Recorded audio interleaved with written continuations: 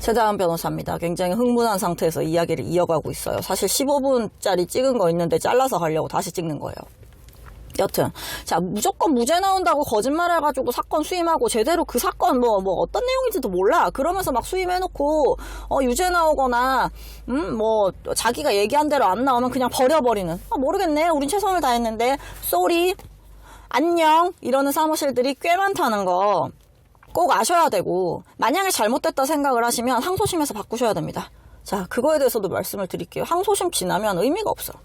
자, 1심에서 8년을 맞으시고 아버님께서 그 사실을 뒤늦게 알고 눈물을 흘리면서 우리 아들이 8년이나 맞았네 이러면서 막 와가지고 저한테 상담을 하시는데, 자, 그런 말씀을 하세요. 이제 자기는 이 사건을 계속 팔로우업 했던 게 아니니까 하나부터 10까지가 궁금하잖아. 제가 3시간 동안 상담해드렸습니다.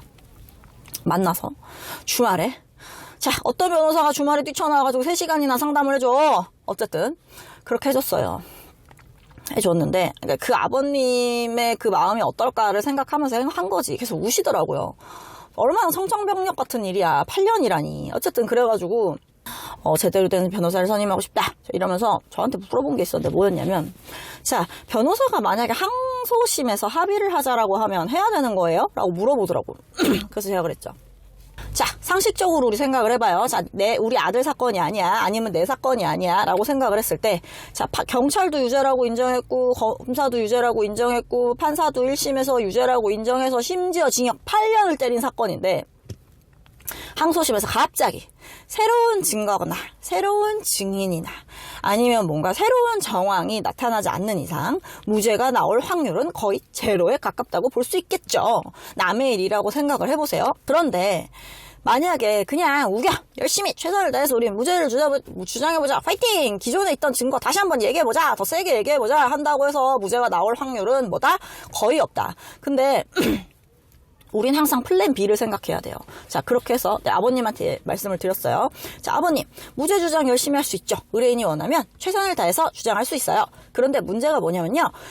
그랬을 때 항소 기각이 될 확률이 매우 높아요. 항소 기각이 뭐죠? 1심에 나온 형대로 그대로 나오는 거예요. 자, 항소 기각이 되면 어떻게 돼요? 제가 봤을 때 요 정도의 사건은 피해자에게 합의금 5천만 원 정도를 주면은 합의는 될 것 같아요. 그런데 그러면 만약에 항소심에서 합의를 한다면, 합의라는 건 항소심 선고 전까지만 효력이 있으니까 5천만 원을 주고 어쨌든 양형에 반영이 되니까 운이 좋으면 뭐 4년, 통상은 한 5년 정도로 감형은 될 것 같아요. 8년에서 5년 정도로 감형은 될 것 같아요. 자, 그렇다면 어떻게 하는 게 좋을까요? 그대로 8년을 맞고 할까? 아니면 3년을 줄이고 한 5천만 원 주는 게 나을까? 그건 선택인데요. 자, 여기서 한 가지 더 생각하실 게 있어요. 8년을 맞으면요, 피해자는요, 아드님을 상대로 민사소송을 걸 겁니다. 이런 사건의 경우 제가 최신 판례 트렌드를 계속 확인하고 있는데요. 민사소송에서 제가 예전에 중간간이나 강간 사건이 저거 손해배상 2천에서 3천 정도 인정되고요. 많이 하면 5천 정도 인정되더라고요. 라고 적은 게 있는데요. 그 사이에 합의금의 시세가 엄청나게 올랐어. 자, 이제 그 정도는 추행일 때만 그 정도 나와요.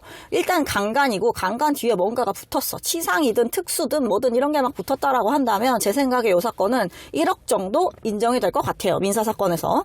자, 그러면 얘는 8년을 있는 대로 다 쳐맞고 쳐살고 나서 나와서 또 빚을 피해자를 상대로 1억을 지는 거야. 당장 내가 재산이 없어서 그래 집행은 안 된다고 치자. 어쨌든 걔는 1억 가지고요. 내 통장 다 거래 못하게 채무불이행자 등재할 거고요. 그러면 나는 8년을 두들겨 맞고 살고 나와가지고도 1억을 갚기 전까지 내 이름으로 아무런 금융활동을 못하는 그런 최악의 상황이 발생할 수 있어요. 최악의 상황이잖아. 자, 생각을 해봅시다. 자, 무죄를 받았어. 항소심에서 기가 막히게 너무너무 유능하고 훌륭한 변호사를 만나서 무죄를 받았어. 제가 봤을 때 유능하고 훌륭한 변호사를 만나서 유죄를 받는 게 아니라 유능하고 훌륭한 변호사가 아주 기똥찬 증거를 찾아내지 않는 한 무죄는 안 나와요. 어쨌든 기똥찬 증거가 갑자기 막 튀어나왔어. 예전에 막 제출하지 않았던 증거가 튀어나와가지고 무죄가 나왔다? 자, 그러면 베스트지. 자, 최선. 근데 최악은 뭐냐면 1심대로 살 거 다 살고 아니면은 더 올려치기를 당해가지고 더 살고 그 다음에 민사소송까지 맞아가지고 빚을 있는 대로 지는 거야. 근데 차악은 뭐냐면 여기에서 어느 정도 인정할 건 인정하고 억울한 부분에 대해서는 억울하다고 최선을 다해서 주장을 한 다음에 어느 정도 선에서 합의를 해. 자, 이 사건 같은 경우는 한 5천만 원 정도에 합의를 한 다음에 끝내. 자, 그러면 형이 좀 줄고 민사소송의 위험이 없잖아. 그러니까 거기에서 끝내는 게 서로 좋은 거예요. 그러니까 지금 이 사건이 항소심에서 강력하게 주장해야 될 부분이 있네요. 혹은 이런 증거가 있을 것 같은데 제출을 하셨나요? 제출을 안 했습니다. 그게 중요한지 몰랐습니다. 제출을 하셨어야죠. 자, 뭐 이런 게 있다면야 모르겠는데 항소심에서 그런 거 없어. 최선을 다해서 다 했는데 8년 맞았어. 근데 항소심에서 무죄 주장한다? 바보 같은 짓입니다. 그러니까 합의하면서 민사의 위험을 막아야 돼. 제가 민사소송에 대한 얘기를 했더니 피고인도 살면서 그런 소리 처음 들어봤다 그랬고 피고인 가족들도 살면서 그런 소리 처음 들어봤대요. 자, 이런 소리 해주는 변호사 여태까지 없었어요 라는 말을 제가 너무 많이 들어서 말씀드리는 거예요. 항소심에서 합의하셨어야 돼. 그 이후로는 늦습니다.